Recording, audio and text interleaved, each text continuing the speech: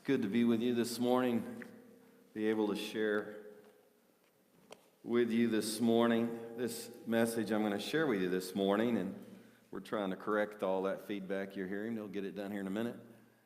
But this particular message is way out of my comfort zone.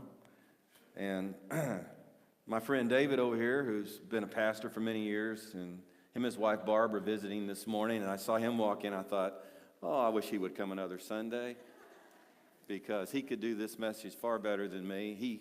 We met them through our small group in Edmond. They were our neighbors, and since our group is branched now, they're in Waska's group, Dan Waska's group.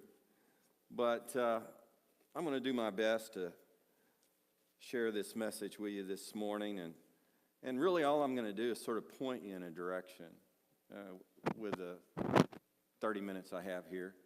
I'm just going to be able to point you in a direction. I'm going to pass something around for you to take a look at. I think this is the Hebrew Old Testament. And I'm just going to pass it around and let you take a look at this, because I want you you don't hold on to it very long and then pass it to the next person, but just look through it. And it'll make more sense to you as I get into the message why I'm having you do this. So that's the Hebrew Old Testament. And then this is the Greek New Testament. And so the Old Testament was originally written in Hebrew, and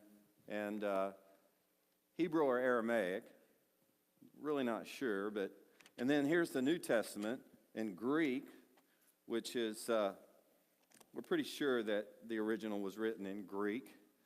And so just want you to pass it through the auditorium. When you get back to the back, bring it down. And you'll understand while I'm doing that during the course of the message.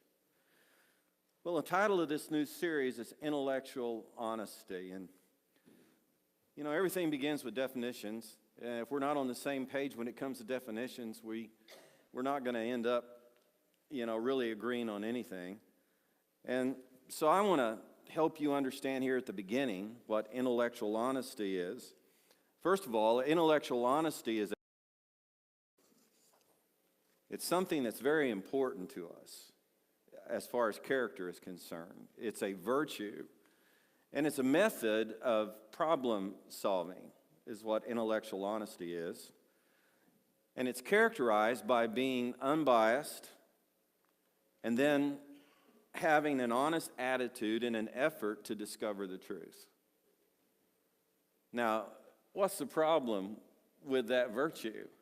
I don't know about you, but I have a real difficult time being unbiased. I freely admit that that's a challenge for me to be unbiased. And so many times I may hear something, and instead of, taking it into consideration, I just sort of rule it out and not even take it into consideration, and don't make the effort that I need to make to evaluate what I believe, so that I can determine whether or not I need to change what I believe.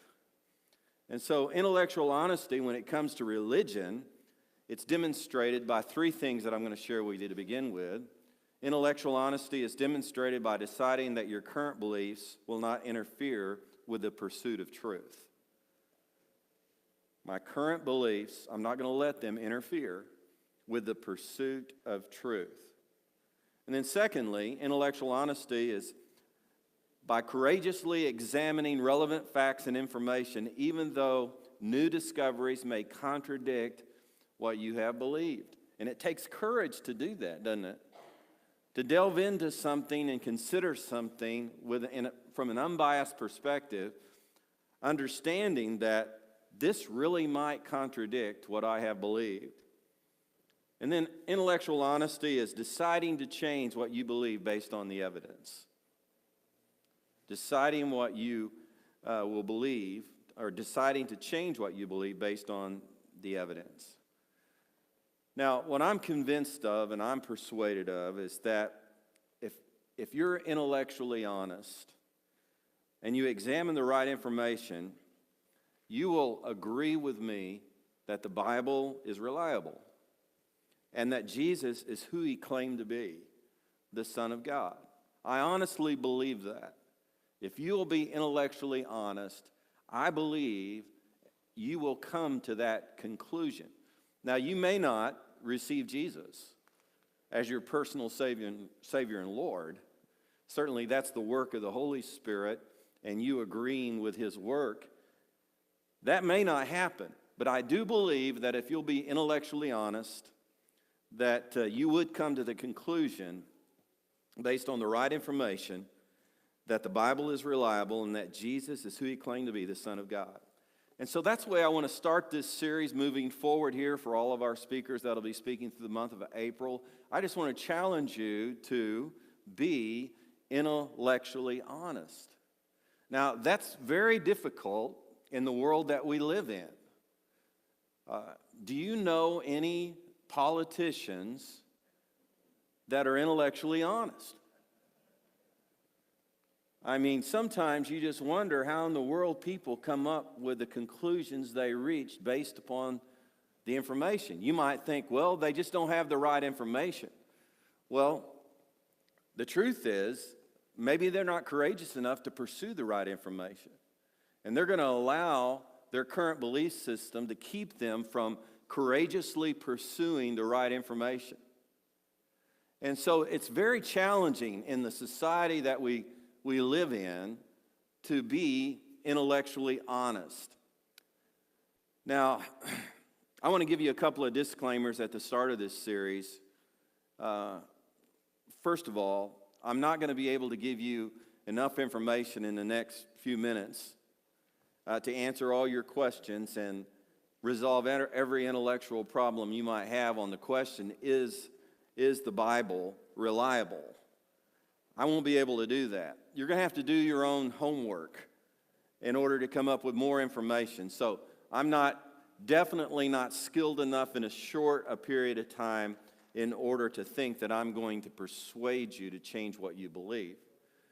But one good book that helped me a long time ago was a book written by Josh McDowell called Evidence That Demands a Verdict.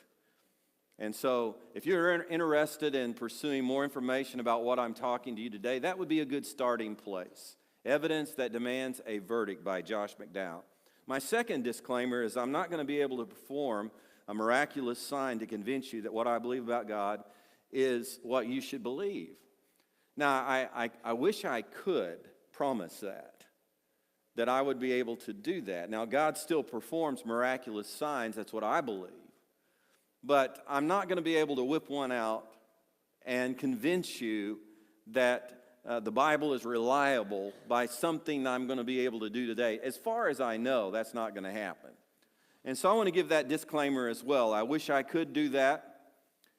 So what we're going to try to do in this series is I'm going to try to persuade you, and what others are going to try to do is persuade you that what we believe about the Bible and about God is the truth based upon circumstantial evidence.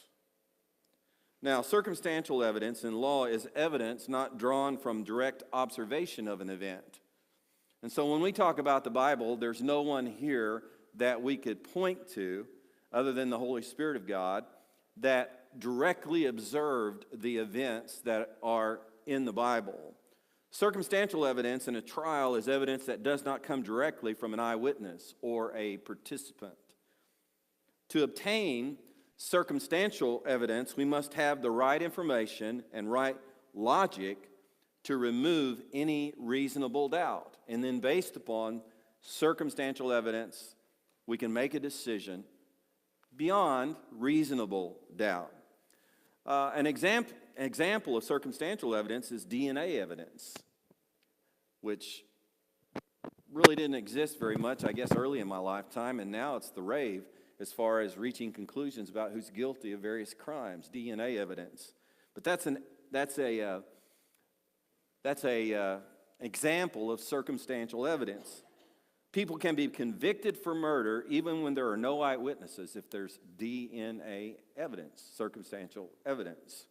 People are being released from prison after being convicted for murder when new DNA evidence has been discovered that proves that they were not the killer. and they did not commit the crime, but someone else did based upon DNA evidence. What we want to do is give you circumstantial evidence that the Bible is reliable this morning and that Jesus is God moving forward. We believe that this evidence is enough to demand a verdict on your part. I believe that if you're intellectually honest, that you will conclude beyond a reasonable doubt that the Bible is true and Jesus is God based upon the weight of the circumstantial evidence that you're not just going to hear today, but what you're going to hear over the next 4 weeks. And so today we start with answering the question, is the Bible reliable? And as we start that particular subject, I remember after I became a Christian, if you would ask me that question, I would have said, well, sure, it's reliable. And you would have said, well, why is it reliable? I would say, well, I don't know why the Bible's reliable. I wouldn't have a clue. But I believe it's reliable. And maybe my answer would have been because I've read it and it says it's reliable.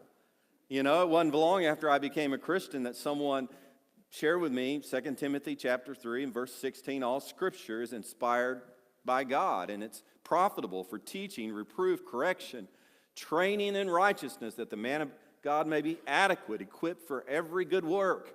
And so that verse was shared with me, and if you said, is the Bible reliable? I would have said, well, yeah, it's reliable. Look at 2 Timothy 3:16. Well, what that is called is basically cyclical logic, where I'm actually using the source that I'm trying to prove reliable to convince you that it's reliable. And I understand that. That is a good thing for me as a believer to know that this is what the Bible says about its own reliability.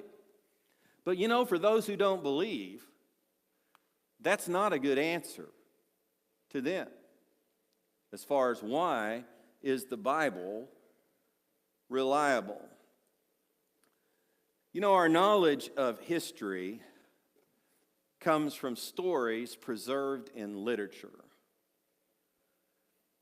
And I want you to get the bigger picture as we start here about how that history has been passed down to us. Going back hundreds and even thousands of years, how has history been passed down to us? Well, before there was written literature, there was just oral tradition.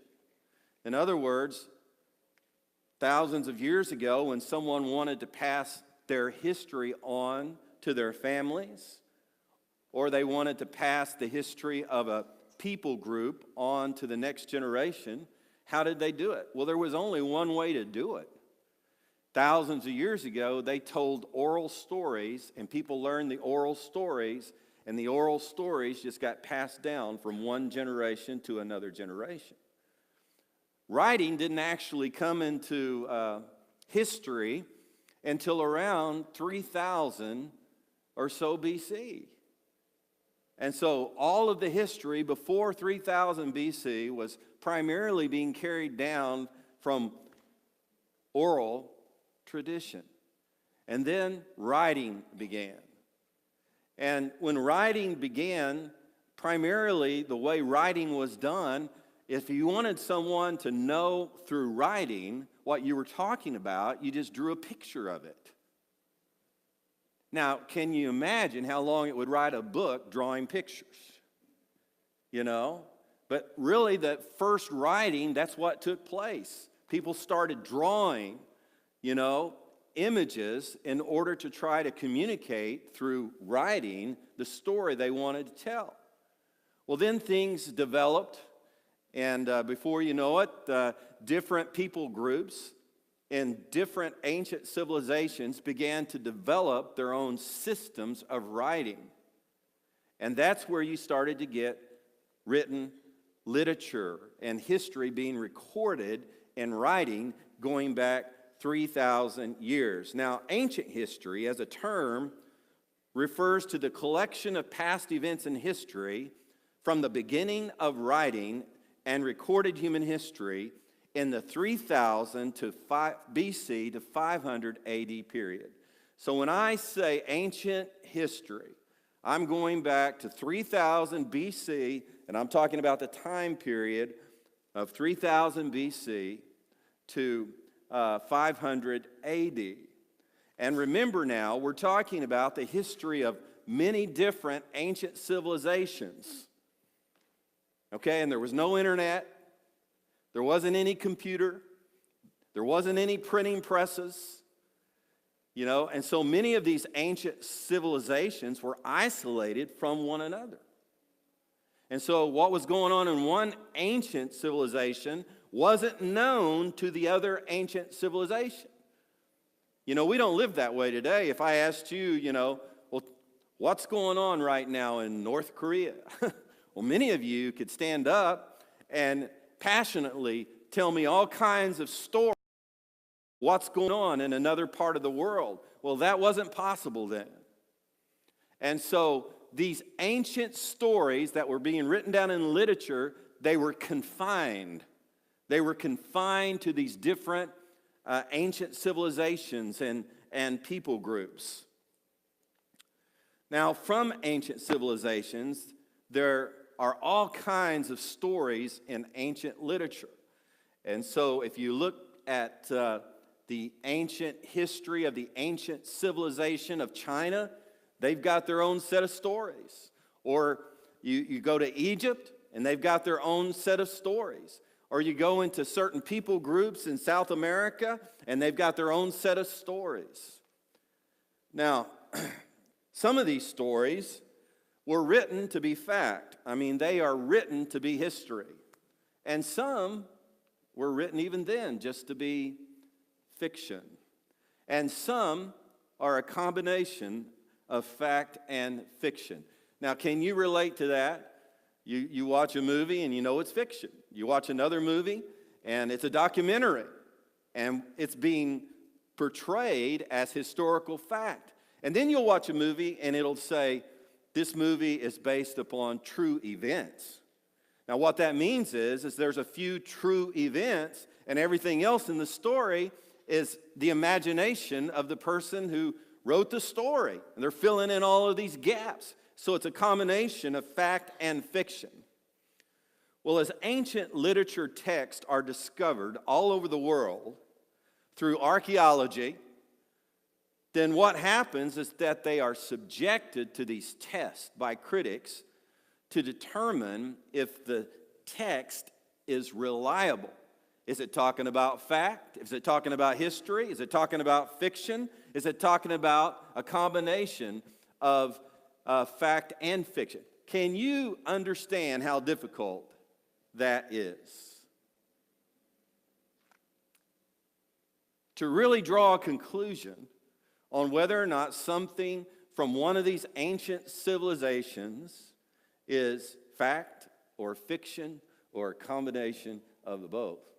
And you only have a limited number of resources to make that determination. Well, to make this determination, critics use at least three forms of criticism. One of them's called textual criticism, another one's called historical criticism, and then there's scientific criticism. Now, how would you like to have a job and the name of the job was critic? I'm a critic. We understand from film critics what that means. The guys are movie critics, and we look at their ratings, right? And so some people have jobs, and their job is to be a critic. But in order to be a critic, they're not just trying to prove that something is not legitimate. They're trying to discover the truth about these historical documents that are being uncovered. Well, first of all, let's talk about textual criticism. Now, textual criticism, one of the goals of textual criticism is to determine how do we know that what we're reading right now is what was written by the ancients. So I'm passing around to you the Hebrew Old Testament and the Greek New Testament, okay? And I know you can't read it, but I want you to get a feel for those who wrote it and what it looked like originally is what I wanted you to get a feel for. Okay, well, how do we know that's what is written in those books that I just passed around to you, even though you can't read them? How do you know that what we're reading to now in our English translations was what was written in the original documents? That's called textual criticism. Now, when people developed a system of writing to express their language, they began to record their history through stories, but preserving the original ancient stories in writing was very difficult. Think about that for a moment. You have writing develop, and now you're writing these documents. How do you preserve it? How do you make it last? Unless a story was engraved in stone or on clay, manuscripts were very fragile, they were very perishable, and manuscripts could be lost. And so to share manuscripts and preserve them, it required this tedious process of making a copy of it. Can you imagine that? Just imagine, Steve, I just handed you that Hebrew Bible, Old Testament, and I said, Steve, your job now is to copy that document. Every jot and every tittle that's in that Hebrew Bible, that's your job. When can you get it for me? When can you have it done? How long would that take you, Steve? And you're using a better ink pen than they were using, for their writing mechanism. And so just imagine that you have an original document and the only way to reproduce it is by hand copy. How many documents do you think were going to be reproduced quickly in that way? Well, the answer to that is not very many. Manuscripts could be lost. There was no printing press, like I said earlier, to accurately reproduce the literature. When you turn in like this last week, I got a Connect card, and I looked at the phone number, and I looked at it, and I said, now, is that a 5 or is that a 2? Because I want to get it right because I'm planning on calling that visitor to our church. And this is just one Connect card. Can you imagine an entire manuscript or book, and you're trying to copy it exactly as it's written? Don't you think that in the copies there's going to be some mistakes made? Well, sure, there's going to be some mistakes made. In any kind of copying over time, there's going to be some mistakes made. People are flawed. People write poorly. Letters and numbers are sometimes just difficult for us to decipher. And so there's many important factors that textual critics use to determine if what was originally written is what we're reading today. And here are two of the more significant methods that they use. How do textual critics evaluate that what we're reading today is what was the original? And these are not foolproof by any means. First of all, is the age of the document that we currently have. In other words, if we don't have the original document, we have a copy of it, how much time has passed between when the original was written and the copy was made? Well, the closer the copy was to the original, the more reliable the textual critic would say was what he was reading. But you know what they're talking about in ancient history? They're talking about from the time of the original to the copy that we have, they're talking about 1 year? No. 10 years? No. 100 years? No. We're talking about hundreds of years from the copy that have been discovered from the original document. So how many mistakes could have been made from the time the original was written, and then you have sequential copies being made until the copy that we currently have that we consider the oldest copy in existence of that document? Are you getting the picture? Okay, it's important that you do. So textual critics look at the age of the document, and then they look at the number of ancient texts that have been found. You see, the more copies that are found of ancient texts, the more critics can compare them to see if there's serious contradictions, omissions, additions, and errors. Does that make sense? let's say that you've got now 100 copies that have been discovered by archaeologists. So what do? They look at each one of those ancient copies, and they go over it, and they go over it to see if there's contradictions between all of the copies. And so by basically looking at all of these different copies and going over them tediously, wouldn't you want that job as a textual critic? They go, I think this is as close as it can be to what the original guy wrote. That's how they come to that conclusion based upon the numbers of copies.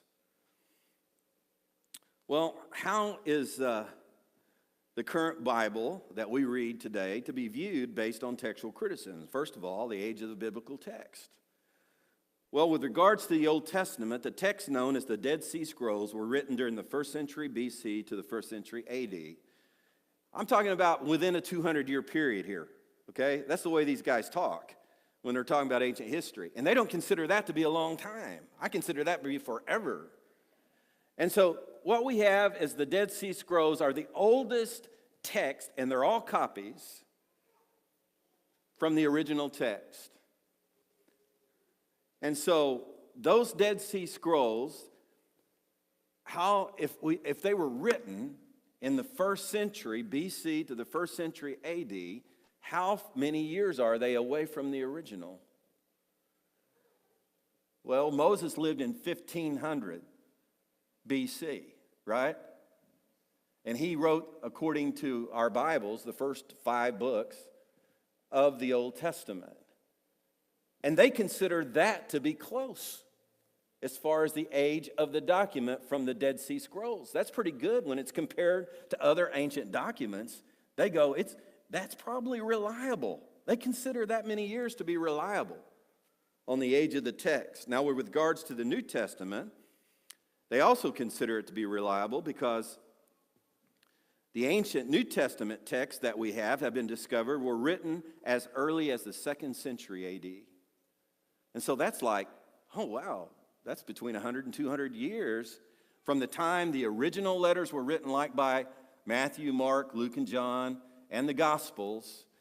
Here we have these copies that go back that far. What about the number of biblical texts? Well, in the case of the Old Testament, using only the Dead Sea Scrolls, get this, there is a collection of 800 to 900 documents in that one collection. You want to compare that to other ancient documents and the copies and fragments of it just blows them all out of the water. And that's why the discovery of the Dead Sea Scrolls was such a tremendous thing. In fact, in the Dead Sea Scrolls, there's over 50,000 individual pieces in all. And they're still trying to decipher them. In case of the New Testament, we have thousands of complete manuscripts and multiple thousands more fragments available. There are more than 5,000 copies of the entire New Testament, or extensive portions of it. In addition, we have several thousand more fragments or smaller portions of the New Testament. Now, if you want to compare that to some other historical documents, maybe you're familiar with Homer's Iliad. Well, that's considered to be a reliable document, even though it's a fictional book. It's a reliable document. The textual critics feel like that what we're reading now was what he wrote. You know how many copies they have? Well, there's only 700 copies. So you have 5,000 copies of the New Testament, and you have 700 copies of the Iliad. There's only a handful of copies of any one work of Aristotle, but textual critics believe that what we're reading now of Aristotle is what was written in the original. So the Old Testament and New Testament passed the test of textual criticism with regards to the age and number of texts that have been discovered. And textual critics are confident that what we're reading today is very close to the original, except for minor errors that do not have any major effect on the stories or the content. So if there are some errors, what they're saying there is, yeah, the copyist made some errors. And as Christians, what we believe is that the Bible is inerrant in its original writing. I don't believe that all the people who copied it have done it perfectly. But what we read today, we do believe that it is very, very close to the original writings that were given. Now, the second way the truth is determined is whether the Bible is reliable is historical criticism. You know, this one too is amazing to me. Two of us can watch the same event and have different perspective on what just happened. Isn't that the truth? And so, just because I write down what I witnessed does not make it history. I may have the wrong perspective. You may have the right perspective, and we witness the same event. The goal of historical criticism is to collaborate the accuracy of the ancient stories. If one author writes an account, are there other authors that collaborate and say the same thing? Now, this in modern history, because there's so many authors writing books that cover the same events. In other words, if Jesus doesn't return for many, many years, and people are looking back on this time period, the historical critics are going to have a lot to work with, because there's going to be authors all over the place that have written about World War II, for example.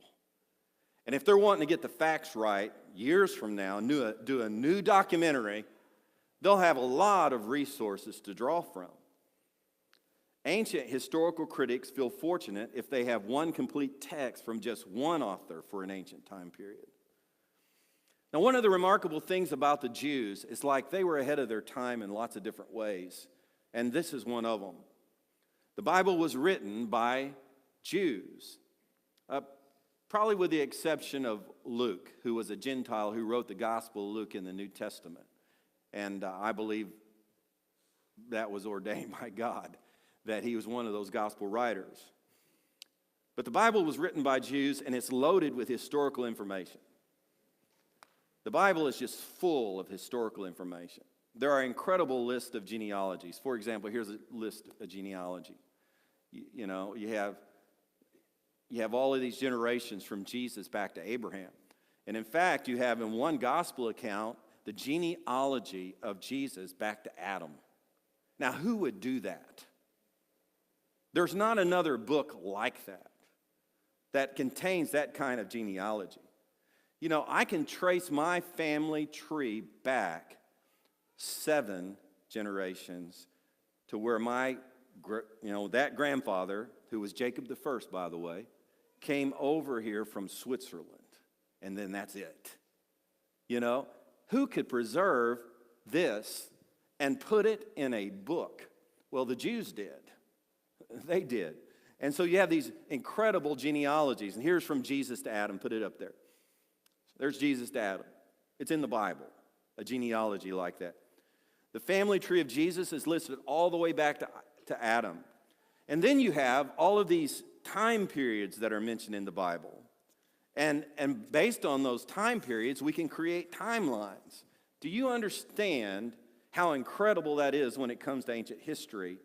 That there is an ancient history book that has genealogies and then all of these time periods. And then you have all of these stories, and in the stories, they specifically identify the names of the people and who their fathers were. It's like, we want you to know this is not fiction, you know? So here's all of this history. And not only are there names of people, but there's names of places, and there's names of objects. You know, if I was an author and I was trying to deceive someone into believing something, I would not put that kind of information in my book. I would leave out all of this historical information in order to try to deceive you. Are there ways to collaborate the accuracy of the ancient stories in the Bible? If one author writes an account, are there other authors that recorded the same stories? Now, here we go back to the Jews again, where they were really ahead of themselves and ahead of civilization in general in this way. One of the most interesting things about the Bible, that Old Testament I just passed around that was in Hebrew, and that New Testament that was in Greek, is that we call it one book, but in reality it's 66 books and 40 different authors of that one book. There's only one author of the Book of Mormon. There's only one author of the Quran. But for the Bible, there's 40 different authors that wrote these 66 books. And it's interesting, Jesus is the founder of our faith, and he didn't write anything. Do you know how unusual that is, that the founder of the faith would not write anything? Other people had to record what he wrote. That sure didn't happen to Joseph Smith, and it didn't happen to Muhammad. They wrote their stuff. The Bible is a book that contains 66 books of 40 different authors, and the books were collected and made into one book through a process that's called canonization. Now, one of the reasons for canonization is, here's where the Jews were ahead of their time again, is the Jews understood that in order to collaborate stories, you needed different authors. Isn't that incredible? And so what they did is they brought together the authors, 40 of them. And basically you have the same message from Genesis all the way through to Revelation. All of these different authors from ancient history. Remember ancient history, 3000 BC to 500 AD? Collaborating, these events happened.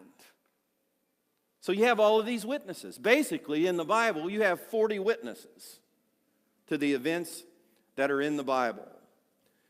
You read the Gospels. Why is there 4 Gospels? You ever thought about that? It's the same reason. Let's have 4 authors that collaborate on the same information. Not just one author. Where do you find that in any other ancient civilization? You don't find it. You find it in the Bible. And like I said, one of those gospel writers was a Gentile. He wasn't a Jew. His name was Luke, and he was probably the best historian of them all. So the Jews were one of the first people groups, and perhaps the only people group, that understood the importance of the collaboration by various authors to historical criticism. It was like they had some kind of inspiration to look to the future and say, you know what, if other people are going to believe this in the future, there better be some collaboration among the authors. I wonder who gave them that inspiration to do that.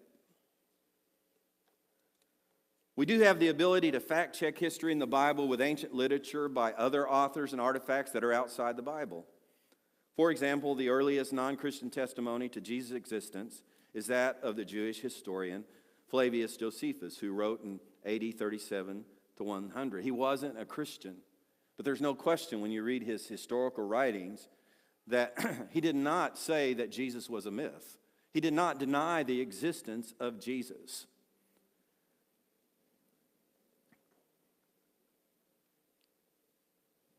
Though some would dispute the genuineness of much of Josephus' writings, some saying it was embellished by an overzealous Christian scribe, which he wasn't. You know what it comes out is that Josephus was writing as best he could based upon the information that he had. But he wasn't the only one that wrote about Jesus. You have the Jewish Babylonian Talmud. And I want you to know the folks that wrote that definitely would have loved to have discredited the existence of Jesus. But they did not do it in their Talmud. They said, they declared that Jesus existed, and they referred to his miracles as magic.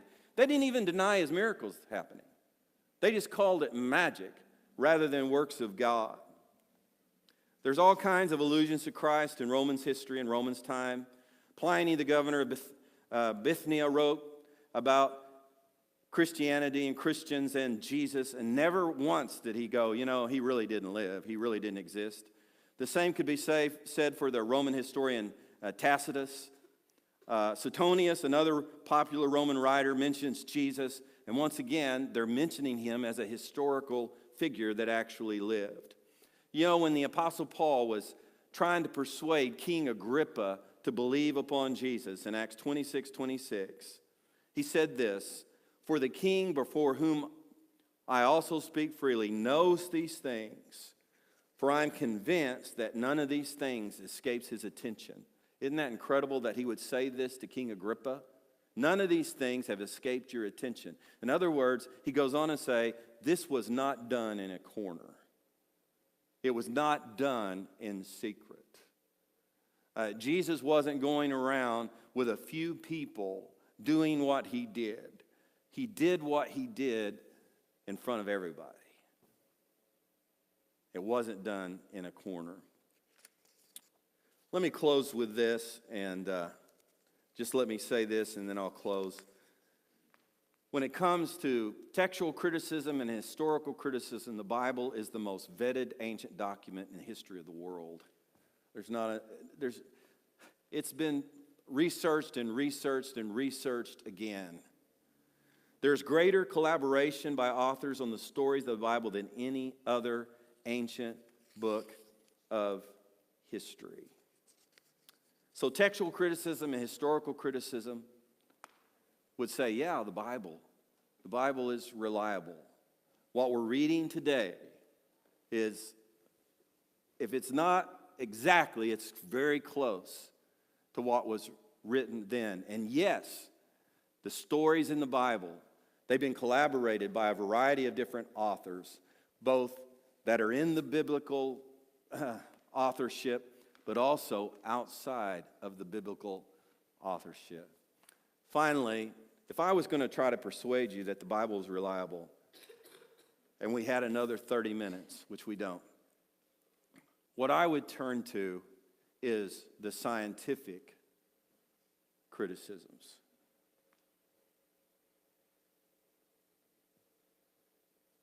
And let me just leave you with this. Scientific criticism, it means this, is that you evaluate, say, a story in the Bible with your understanding of the rules of nature, the laws of nature. And if the story and the events that happen in the story were not in harmony with the laws of nature, then your conclusion would be that this must be fiction. It didn't really happen because it violates the laws of nature. Well, scientific measurement is based upon experimentation and observation. In other words, the way scientists come to conclude that this must be a law is by experimenting and then observation. Well, obviously, scientists cannot reproduce the events that happened in the Bible. So how do you do experiments? How do you observe it? Well, what God did, I believe, what God did was he left one miracle that for future generations, every generation, even scientists, by experiment and observation could say, that's reliable. And do you know what it is? Prophecy. Prophecy. Prophecy. How do you explain all of these prophecies in the Bible that were fulfilled? In other words, the experiment is you go and you read the prophecies like a good scientist should, and then you go and you observe where the prophecies were fulfilled. And based upon scientific reasoning, you say, how do I explain that? A lot of times scientists will discover something and they know that it's reliable because every time they do the experiment, it happens. But they don't understand why. Well, that's what you have when it comes to prophecy. You look at the prophecies of the Bible. We often say around here there's 2,500 prophecies in the Bible, and over 2,000 of those prophecies have been fulfilled. Many of them were prophecies about the nation of Israel, and there's a whole list of those. There's over 300 prophecies about the Messiah that were fulfilled in the life of Jesus. So how in the world do you explain with a logical mind, how do you explain away the fact that these prophecies were given at a particular period of time, many times hundreds of years before the event was fulfilled, but then it was fulfilled? How do you explain that? The Bible is reliable. I'm so convinced that the Bible is reliable based upon the prophecies of the Bible that I would be willing to die for my faith. Not based upon textual criticism, not based upon historical criticism, but based upon the scientific method of just evaluating the prophecies of the Bible. Now, you're going to hear some more about those prophecies next week and the week after that and the week after that, because the things that we're going to be talking about were all prophesied by prophets long before they were fulfilled in the life of Jesus. I want to encourage you to come back and hear those sermons. Would you pray with me this morning? Like I said this morning, there was no way I was going to be able to answer every question you might have about, is the Bible reliable? We could do a whole series just on that one subject. But I want to point you in a direction. If you do not believe that the Bible is reliable, and you don't believe that Jesus is the Son of God, I just want to point you in a direction. And the first direction I want to point you is be intellectually honest. Don't let what you currently believe deter you from changing what you believe based upon new information. And then be courageous. Be courageous. Actually, pursue the truth. Pursue the facts, both from the Bible and from outside the Bible. Pursue the facts. And then, if you discover, like I believe, that the Bible is reliable and that Jesus is the Son of God, decide to change what you believe. And ultimately, give your life to Jesus Christ. Present your life to Him. I just want to challenge you this morning. Would you, right now, would you be willing to be intellectually honest? Father, I pray that through your Spirit, you'll open our hearts to the truth. The truth of who you are, the truth of what you've done on our behalf by dying for our sins, the truth that one day you're going to return again, Lord, and you're going to gather those who have believed in you into your kingdom forever and ever. Lord, I pray that you would just open all of our hearts to the truth that you have revealed to us. Lord, through nature, through history, through your word. And I ask this in Jesus' name. Amen. We're going to end the service a little differently today because of our meet and greet with the pastor this morning. We're going to sing a song.